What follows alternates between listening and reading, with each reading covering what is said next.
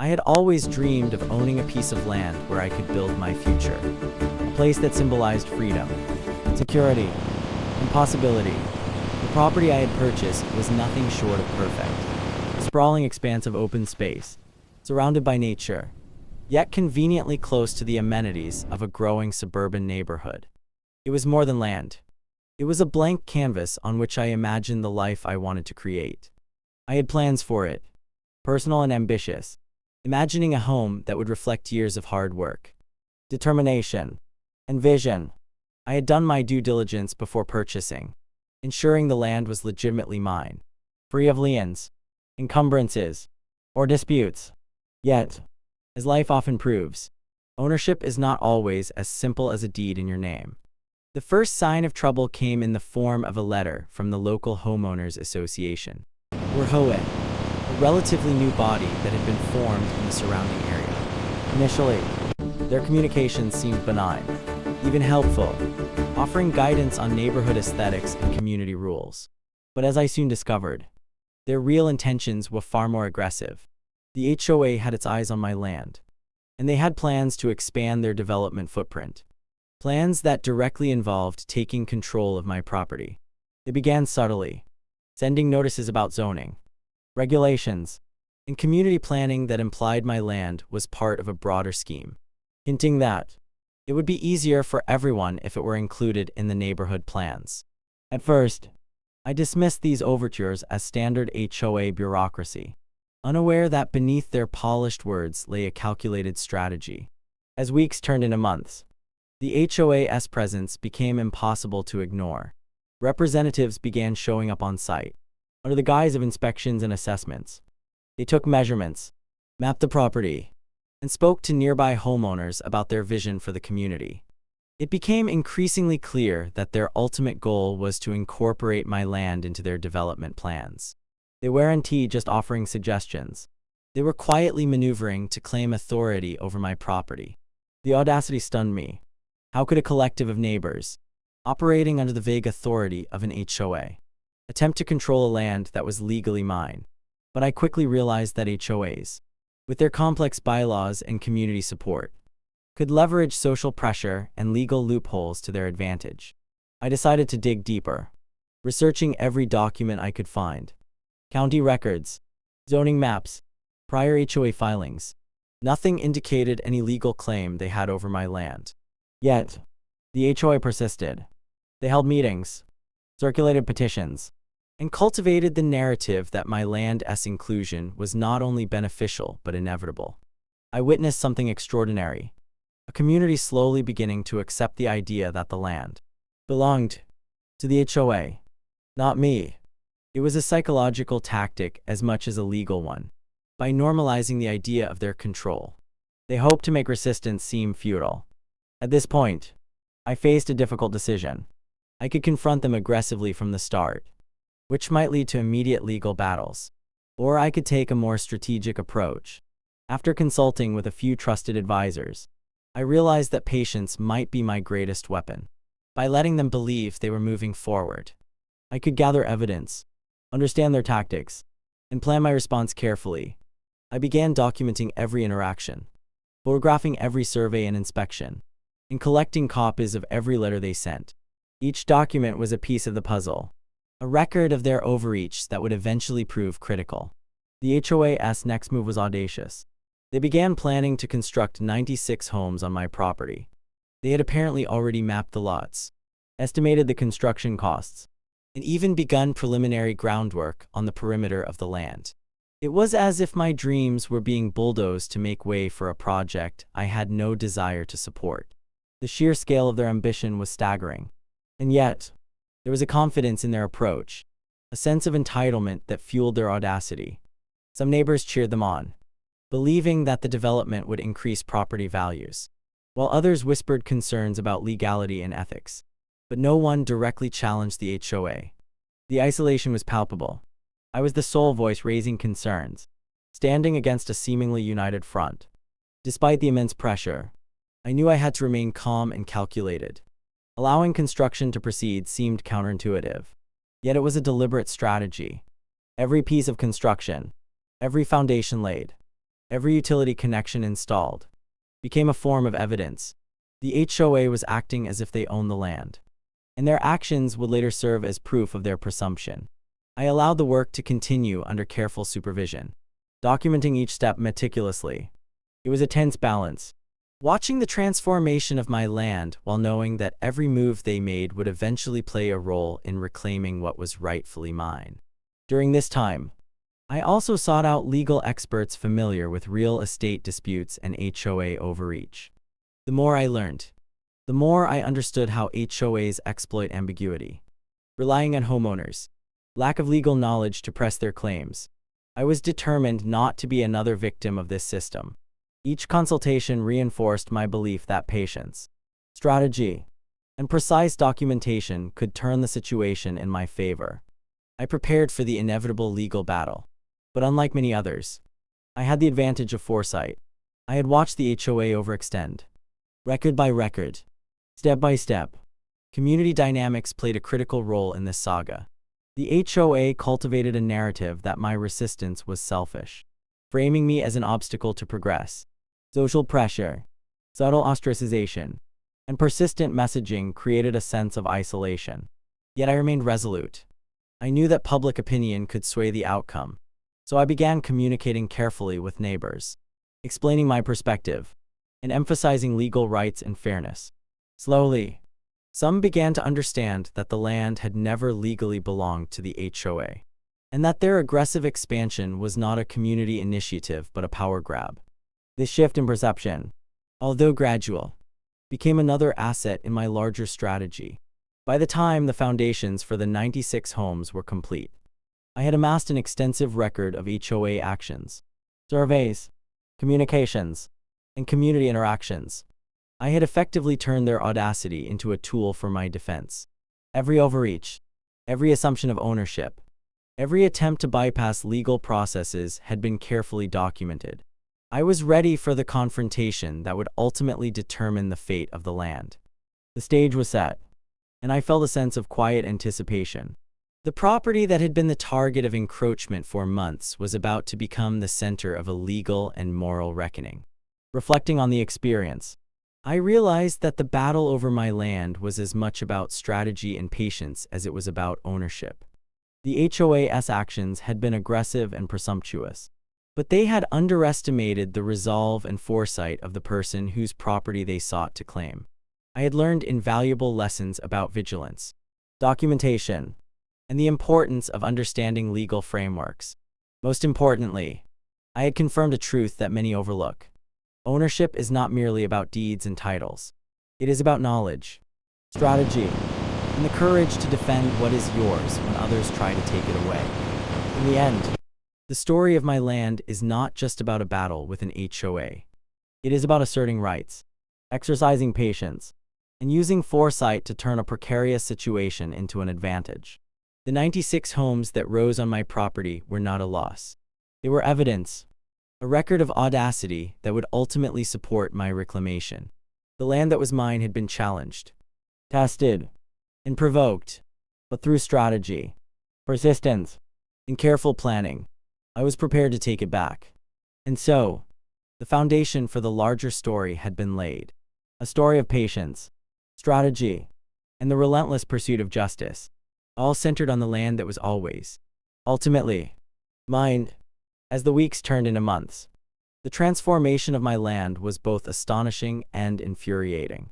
From a serene, open expanse that had once been my sanctuary, the property was gradually morphing into a bustling construction site, each day bringing new sounds, new structures, and new reminders of the audacity of the HOA. Trucks rumbled across the property, cranes lifted beams into place, and workers scurried about, seemingly oblivious to the fact that they were building on land that did not legally belong to them.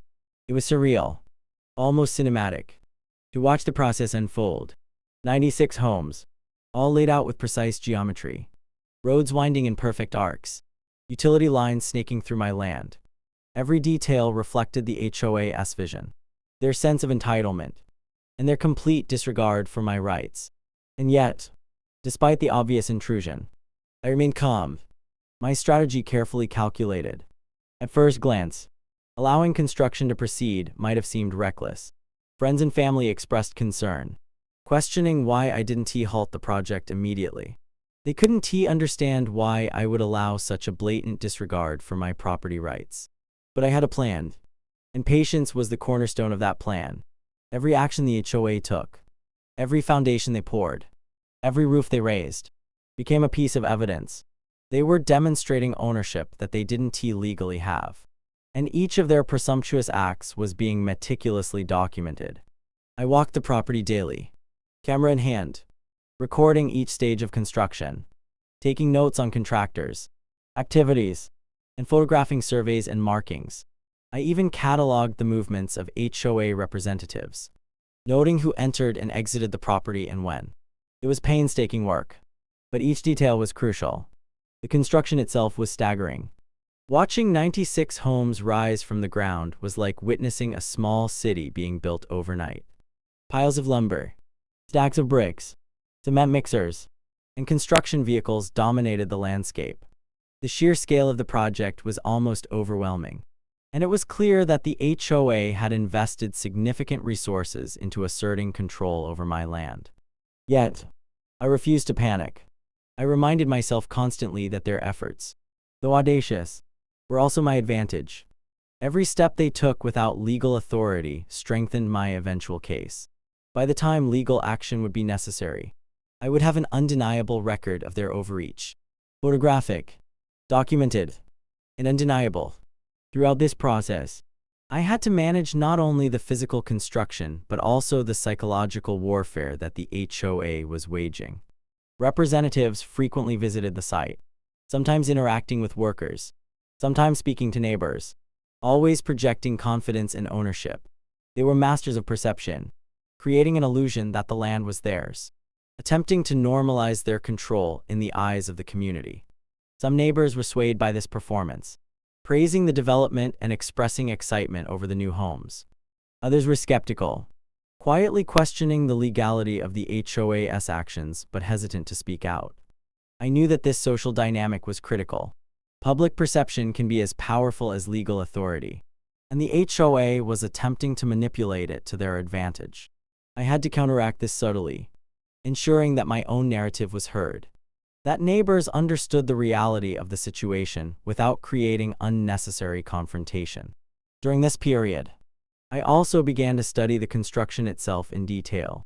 Each plot, each foundation, each utility line offered clues about the HOA's planning and execution.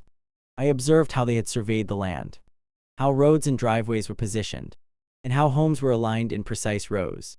It was impressive in its precision, but every action was another demonstration of assumption rather than authority. I learned the names of the contractors, the schedules they followed, and even the materials being used. This level of knowledge was essential, because when it came time to challenge their presumptions in court, I would need to show not only that the construction had occurred without my consent, but that it had been done systematically, with the HOA acting as if they had full ownership. Interestingly, allowing the construction to proceed also gave me insight into the HOA's internal organization. I observed how decisions were made, how different members communicated, and how orders were given to contractors. It became clear that there was no real legal oversight. Everything was being driven by assumption and authority without validation. They operated with a sense of entitlement, confident that the scale of the project would intimidate any objections. I noted conversations, documented schedules, and even spoke discreetly to workers when possible, gathering information that would later prove invaluable. As the houses took shape, I also began to engage more with the local community. It was important to ensure that people understood the reality of the situation without escalating tension unnecessarily. I spoke to neighbors about the legality of property rights, emphasizing the importance of following the law rather than succumbing to pressure or perception. Some neighbors were supportive, offering advice, sharing experiences, or even helping me gather additional evidence. Others remained skeptical, still caught up in the illusion that the HOA had rightful control. Navigating these social dynamics required patience and diplomacy. I learned that the battle over land is not only legal and physical, but social and psychological as well. The HOA had underestimated the importance of perception beyond their own circle, and I intended to use that to my advantage. By mid-construction, the property had become a hive of activity. Foundations were poured, walls erected, roofs framed, and infrastructure installed. Each of the 96 homes seemed to rise with alarming speed, creating a tangible sense of urgency. Many would have panicked at this stage, fearing that once construction was complete, the HOA could claim de facto ownership. But I understood the law and the importance of documentation. Completion of the homes without proper legal authority would only strengthen my case. I continued to walk the property daily, recording every detail, every anomaly, every interaction that might later support my argument. Patience was not passive. It was active vigilance. The HOA, confident in their progress, became increasingly bold. They held informal ceremonies on site, inviting members to preview the development, reinforcing the perception that the land was theirs. They discussed sales, marketing, and property values as if ownership was uncontested. Each of these acts was meticulously logged by me, adding layers to my eventual case. By allowing this to happen, I ensured that the HOA's presumption of authority was on full display, making their overreach undeniable. Despite the tension and frustration, there were moments of clarity and reflection. I often stood on a hill overlooking the property, watching the 96 homes rise like a small village in miniature. It was a strange mixture of pride and resolve. Pride, because I had anticipated every move and maintained control over my response. Resolve, because I knew the final confrontation would require every ounce of focus and preparation I had cultivated over months. The land was changing, but my strategy remained intact. I had converted a potentially devastating situation into a calculated plan, ensuring that the audacity of the HOA would ultimately serve my purpose. By the time the last roofs were installed, my patience had paid off. I had created a comprehensive record of their actions, from initial encroachment to full-scale construction. Every document, photograph, and note was ready to be presented in court. The HOA had built 96 homes on my land, but in doing so, they had also built the foundation of their own undoing. They had acted with assumption and entitlement, unaware that their every step was being tracked and preserved. My strategic patience had transformed what seemed like a hopeless situation into a powerful tool for reclaiming my property. Watching 96 homes rise on my land was both agonizing and illuminating. It forced me to master patience, to observe and record without immediate confrontation, and to understand the interplay of legal, social, and psychological forces. By the time the construction was complete, I was no longer just a landowner. I was a strategist, a historian of my own property, and a master of turning audacity into advantage. The HOA believed they had asserted control, but in reality, I had set the stage for the moment when the land that had always been mine would be rightfully reclaimed. By the time the last nails were hammered into the frames of the 96 homes, it became clear that patience alone was no longer enough. The HOA had overstepped every boundary, and now it was time to turn months of careful observation, documentation, and strategy into action.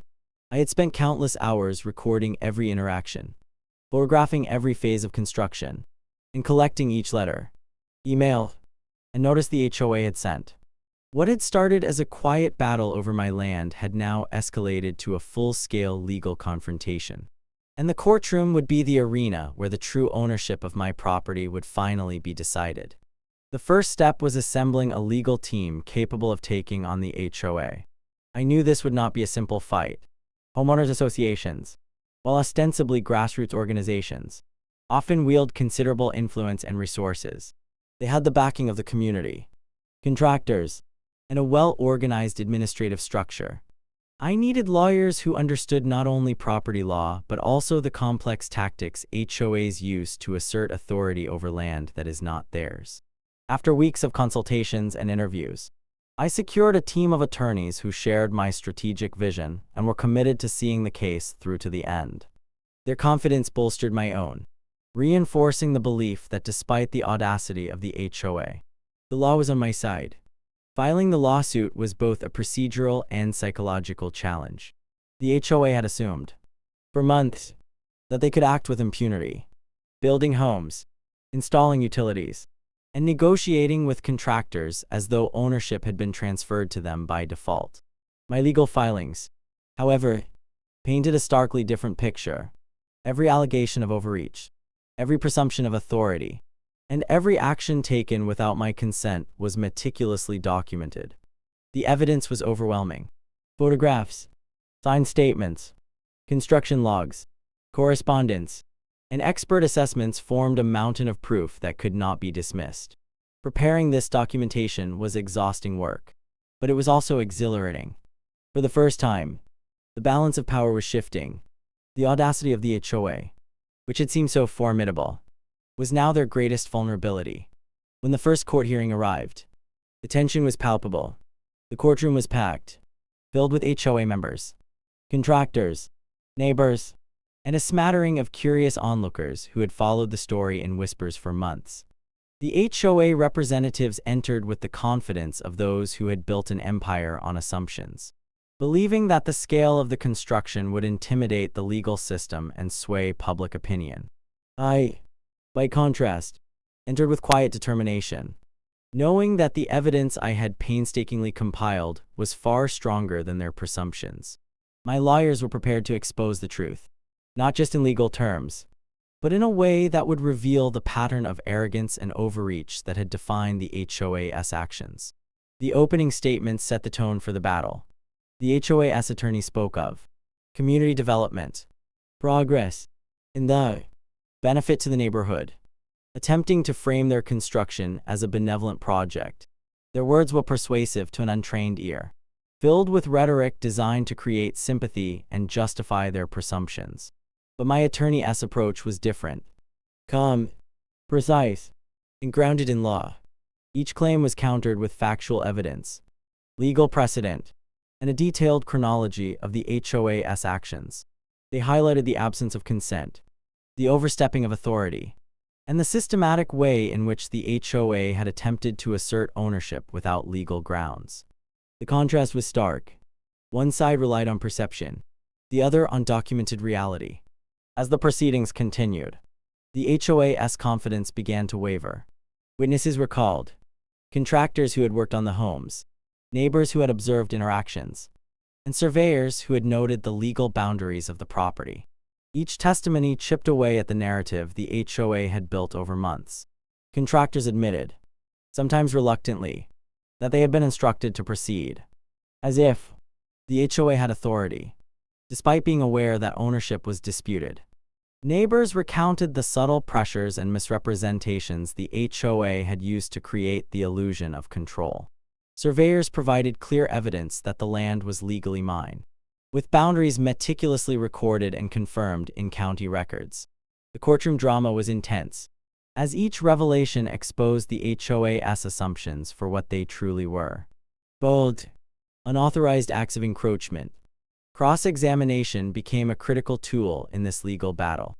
My attorney skillfully highlighted inconsistencies in the HOA's claims, questioning their motives, their understanding of property law, and their internal decision-making processes. It was clear that the HOA had relied heavily on the ignorance of both contractors and neighbors, assuming that no one would challenge their actions until it was too late. By dissecting their actions step by step, the courtroom became a stage where the HOA's audacity was laid bare. The more they attempted to justify their actions, the more their legal vulnerability became apparent. Every word, every claim, every attempt to assert legitimacy was met with scrutiny, evidence, and logical precision. One of the most pivotal moments came when the issue of the deed itself was introduced. While the HOA had proceeded with construction, they had done nothing to establish legitimate ownership. The deed in my name was unambiguous, and my legal team presented it alongside expert analysis confirming that no legal transfer had ever occurred. The judge reviewed the documentation carefully, and the room held its breath. The weight of months of meticulous preparation, combined with the audacity of the HOA's actions, created a tension that was almost tangible. For the first time, it became clear that the HOA's strategy of building first and assuming ownership would not withstand legal scrutiny. As the trial progressed, Negotiations and motions took place behind the scenes.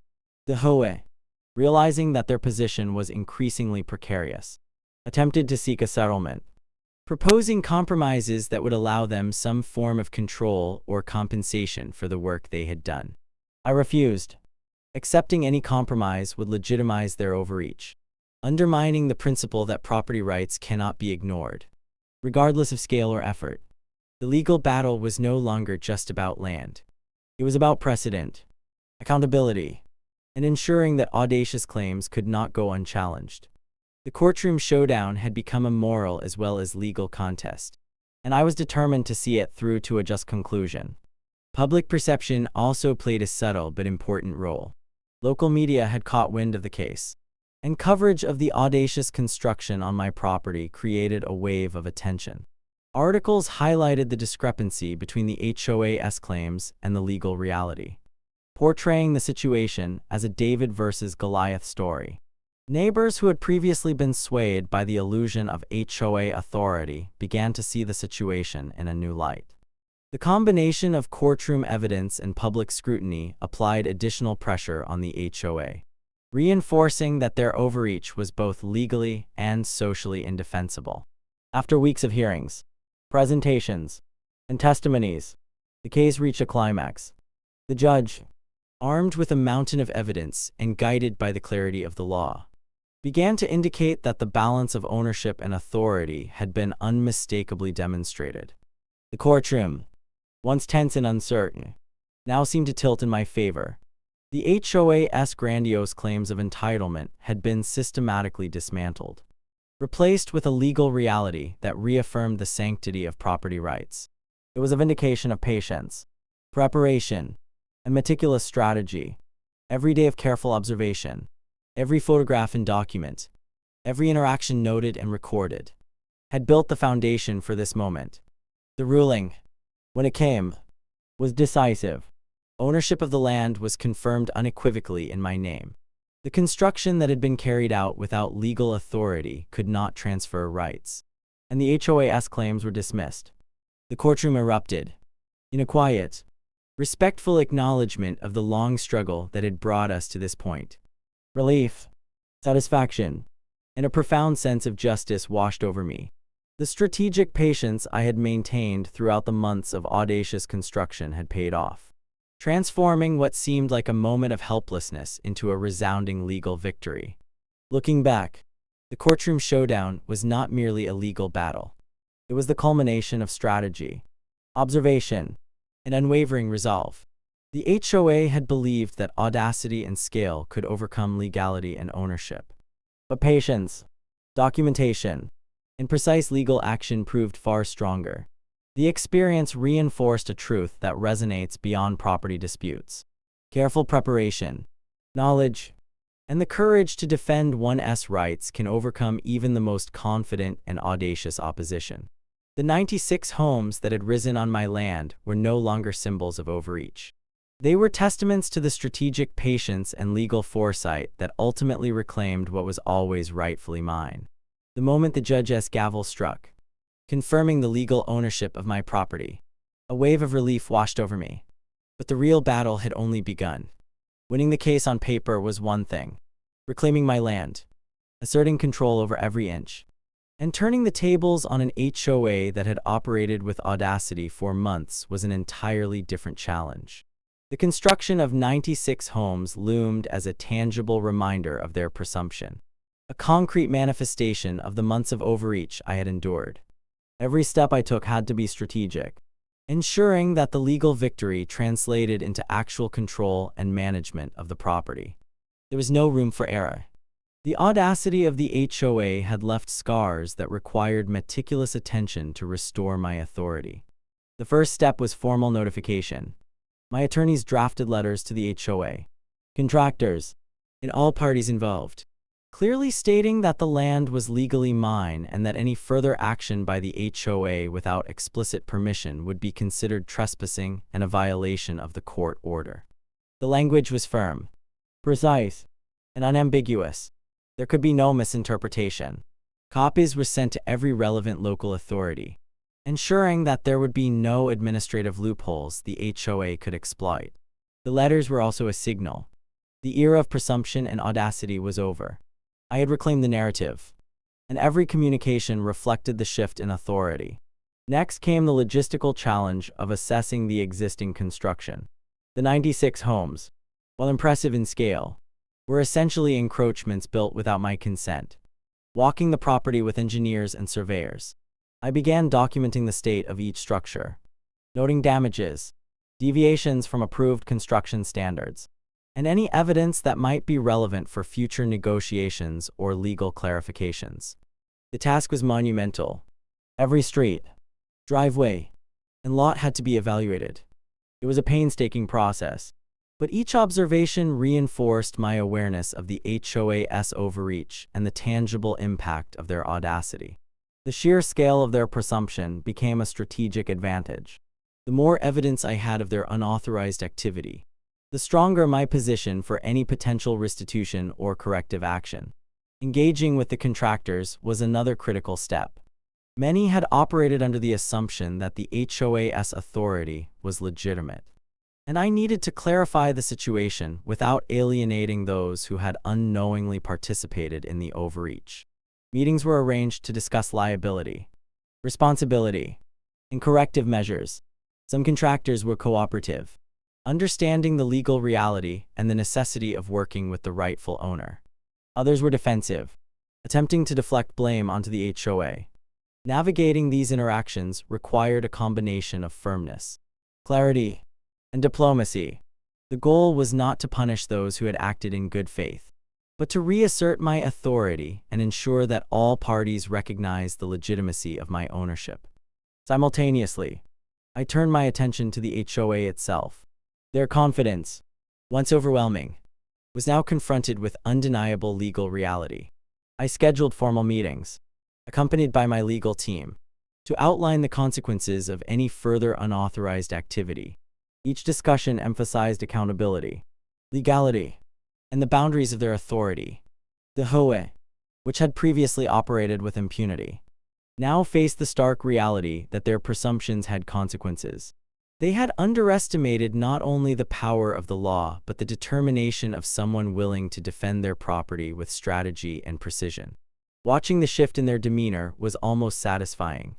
The audacity that had fueled them for months was now tempered by caution and apprehension. The process of reclaiming control also involved physical measures on the property. Gates were repaired, fencing reinforced, and signage installed to clearly indicate private ownership. Security systems were activated to monitor access, ensuring that no unauthorized entry could occur in the aftermath of the legal ruling. These actions were not merely precautionary. They were symbolic. They communicated to the HOA, neighbors, and contractors alike that the era of assumption and encroachment had ended. My land was mine in law, in practice, and in perception, and every measure taken reinforced this reality. In parallel, I began addressing the social narrative. Months of HOA overreach had created confusion among neighbors, some of whom had accepted the illusion of their authority. I met with community members, explaining the legal outcome, the reality of ownership, and the importance of respecting property rights.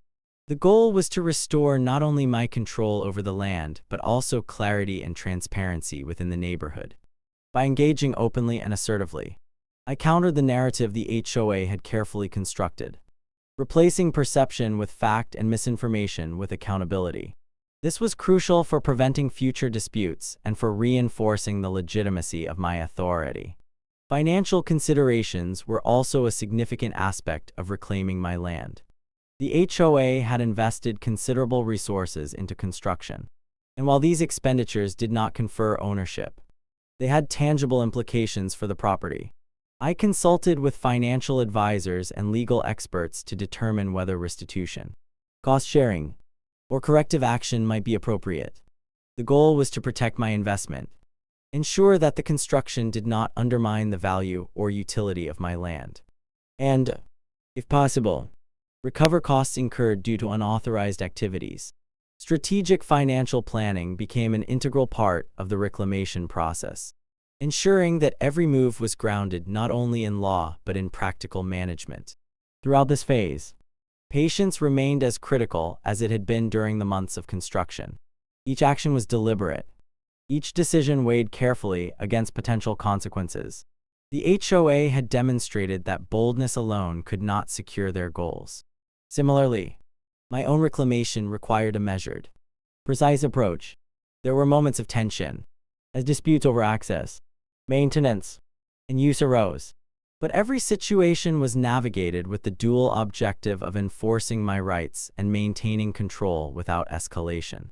Strategic patience, honed over months of observation, was now being applied in real-time management of the property. As the property gradually came under my full control, I began planning for the future. The 96 homes, though initially a manifestation of unauthorized activity, now presented opportunities. I evaluated options for integrating the development in a manner consistent with my vision.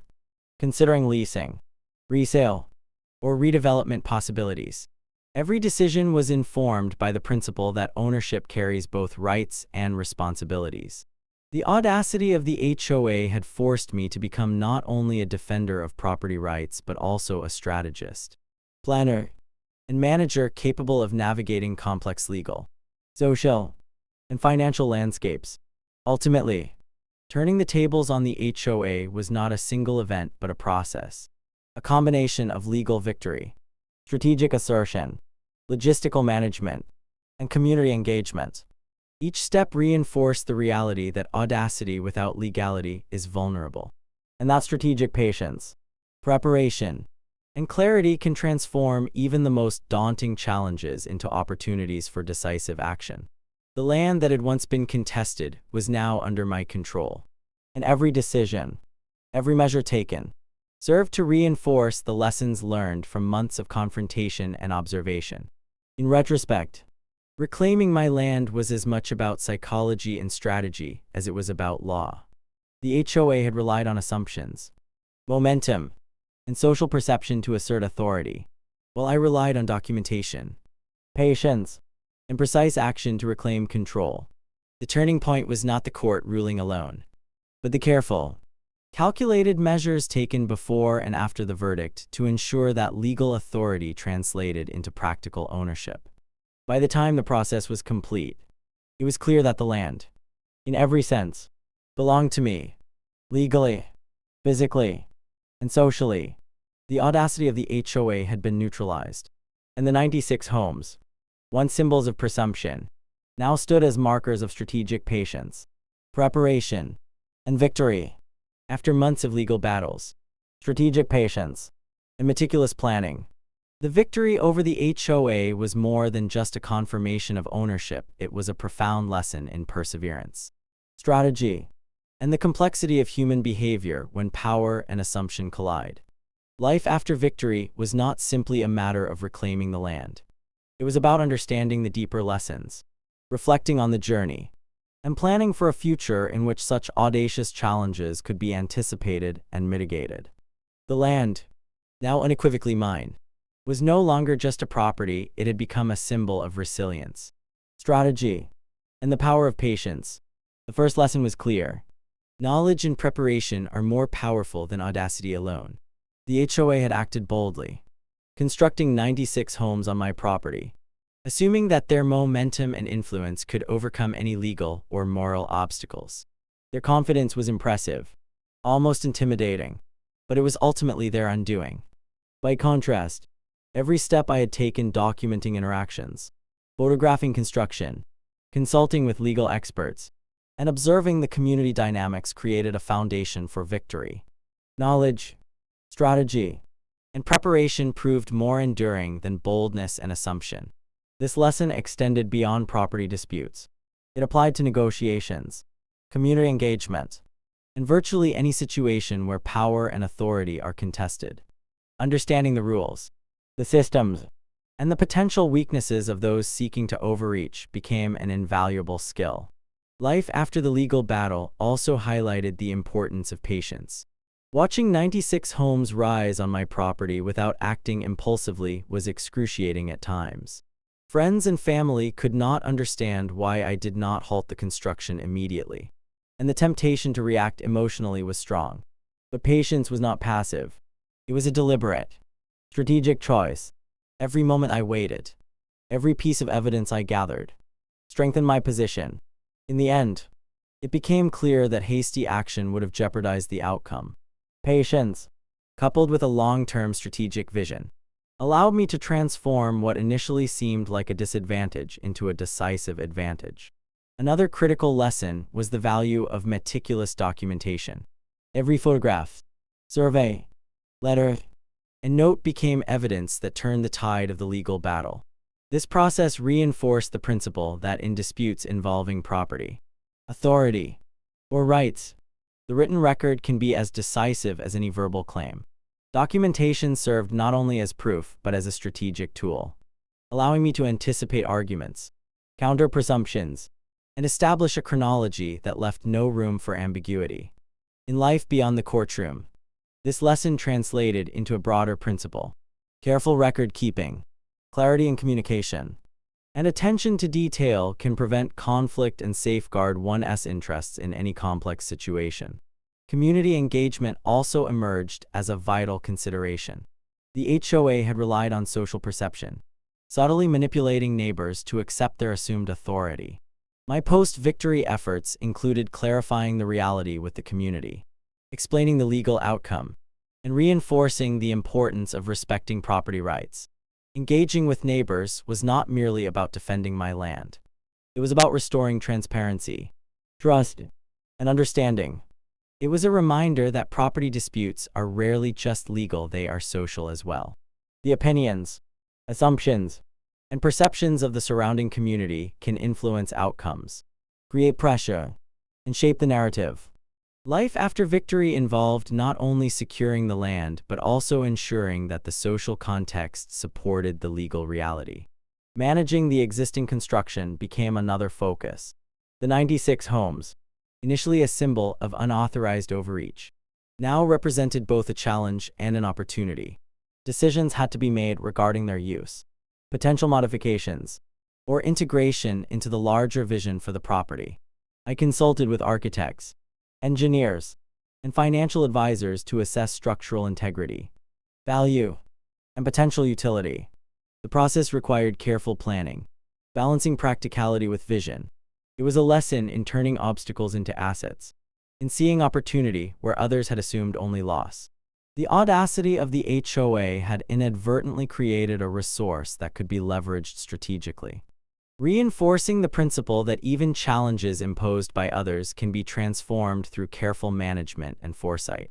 The financial implications of the battle also offered lessons. While the HOA's construction did not confer ownership, it did create tangible costs and responsibilities. Evaluating potential restitution, costs incurred, and the economic impact of their unauthorized activities became essential. The legal victory needed to be translated into practical, financial prudence, ensuring that the property could be managed sustainably and effectively. Life after victory required not only asserting legal rights but also managing them wisely. Understanding that ownership carries responsibilities as well as privileges. Reflecting on the psychological aspects of the experience, I realized how important mindset and resilience had been. Facing a united HOA, witnessing the construction of 96 homes on my property, and navigating the social dynamics of the neighborhood tested my resolve daily. Maintaining clarity, focus, and confidence amidst such audacity was challenging. But it was precisely this resilience that enabled me to turn the situation to my advantage. Life after victory emphasized the importance of mental fortitude, strategic thinking under pressure, and the ability to remain composed when confronted with seemingly overwhelming obstacles. These qualities, cultivated through the ordeal, became enduring tools for navigating future challenges. The legal battle also underscored the importance of collaboration. My attorneys, advisors, and supportive neighbors played crucial roles throughout the process. While ownership is ultimately personal, the ability to enlist knowledgeable allies, coordinate strategy, and leverage expertise proved invaluable. Life after victory reinforced the principle that collaboration and seeking guidance from experts can amplify one's effectiveness, particularly in situations that require specialized knowledge or strategic insight. The courtroom had been a test of individual resolve, but it had also demonstrated the power of well-coordinated teamwork. As control over the property solidified, thoughts naturally turned to long-term planning. Life after victory was not just about reclaiming land. It was about vision, stewardship, and creating a future that reflected my values and aspirations. I began considering sustainable development, enhancements to infrastructure, and potential uses for the homes that balanced financial sense with community responsibility. Every decision was informed by the lessons of the past. The audacity of others had revealed vulnerabilities. The patience and strategy I had employed had shown paths to success, and the need for careful, deliberate action was now more apparent than ever. Life after victory was about turning a hard-fought struggle into a platform for growth, stability, and meaningful achievement. Ultimately, the experience reshaped my understanding of ownership. Property is not merely a legal title. It is a combination of rights, responsibilities, and strategic action.